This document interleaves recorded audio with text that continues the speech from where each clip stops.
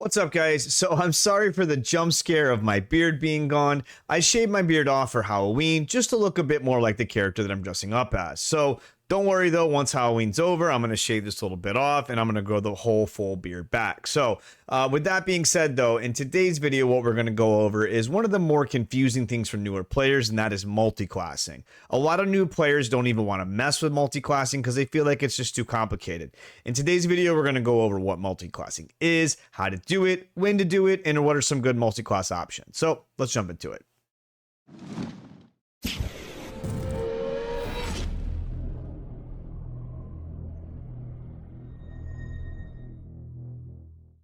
Multiclassing in theory is pretty simple. Just add another class to your main class when you level up.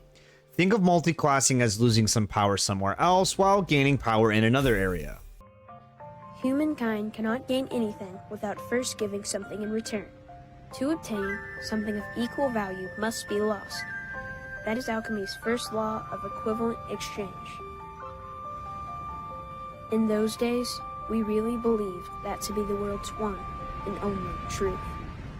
Thanks, Alphonse. So that's basically it. You give up a level or levels of your current class to gain a level or levels into another class. So when do you multiclass? Why should you multiclass? To answer those questions, we first need to know a bit more about how the classes are set up in Baldur's Gate 3. There are two different class archetypes in Baldur's Gate 3 and in Dungeons & Dragons, and that is martial classes and caster classes. Your martial classes are your barbarian, your fighter, your monk, paladin, ranger, and rogue. Paladins, rangers, eldritch knight, fighters, and arcane trickster rogues are a bit different than the other martial classes, and we'll go into them in a bit more detail once we get into the casters. And for casters, you have your bards, your clerics, druids, sorcerers, warlocks, and wizards. Casters are further split up into full casters, half casters, and 1/3 casters. Full casters can learn up to 6th level spells in Baldur's Gate 3, and full casters constitute the majority of the spellcasters in Baldur's Gate 3. Half casters can learn up to level 3 spells. These are your paladins and your rangers. And you have 1/3 casters, which are your arcane tricksters and your eldritch knights. So why is all of this relevant?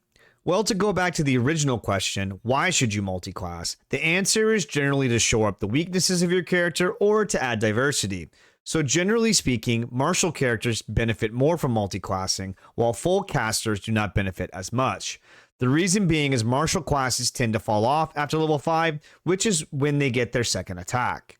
The reason full casters do not gain as much from a multiclass is you are basically giving up spell slots and spell levels. So if you want to be able to cast level 6 spells, you will only be able to take a 1 level dip into another class.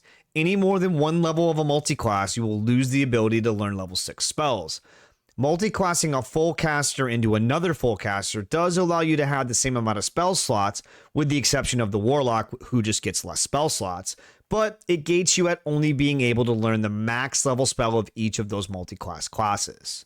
So for example, if you were to go level 6 wizard and level 6 druid, you would have the same amount of spell slots as a level 12 druid or wizard, but you would only be able to cast up to level 3 spells from both the druid and the wizard spell lists. Even saying all of these negatives, there are still some pretty solid reasons why you'd want to multiclass. For example, one of the downsides of playing a pure caster is that they can mostly only wear light armor. You can shore up this weakness by multiclassing into a fighter or paladin. Or, let's say you're playing a paladin and you want to have more spell slots and higher level spell levels to smite with. Since paladins are half casters, you can multiclass into a bard, which is a full caster, and get exactly that. There are a bunch of options like this for multiclass. You just have to find out what it is you want to do or do more of, or what weaknesses you're trying to get rid of, and then to find the best multiclass solution for you. This does, however, force you to have a bit more foresight and planning when you're creating your character. But the good news is that if you come up with an idea mid-playthrough, you can always just respec with Withers for a few hundred gold. That is, unless you are an Oathbreaker Paladin, and then you gotta pay a whopping 1,000, but even then that's not that much money to respec. So I feel like we sufficiently covered the why of multiclassing, but when should you multiclass? There are 4 things you get from your starting class, and that's your weapon, armor, saving throw, and skill proficiencies. So are you wanting to wear heavier armor as a caster? Then you'll want to take your starting class as a paladin or fighter, and then go into your caster class, because fighters and paladins get heavy armor as their starting armor proficiency. Or do you want to play a druid using hand crossbows to apply your symbiotic entities damage to? Then you need to take your starting class as a bard. If weapon, armor, skill, or saving throw proficiencies don't matter, then you can multiclass whenever you want to. There are a lot of fun and great multiclass options that can add a lot of power and or diversity to your character.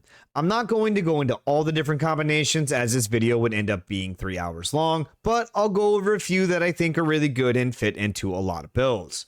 For example, all martial classes benefit from a level 3 multiclass into rogue and then grabbing the thief subclass.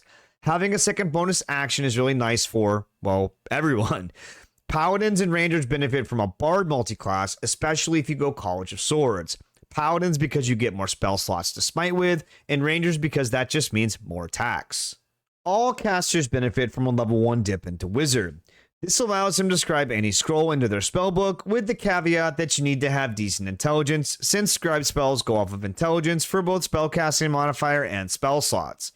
Another solid dip for most casters is 2 levels of Fighter.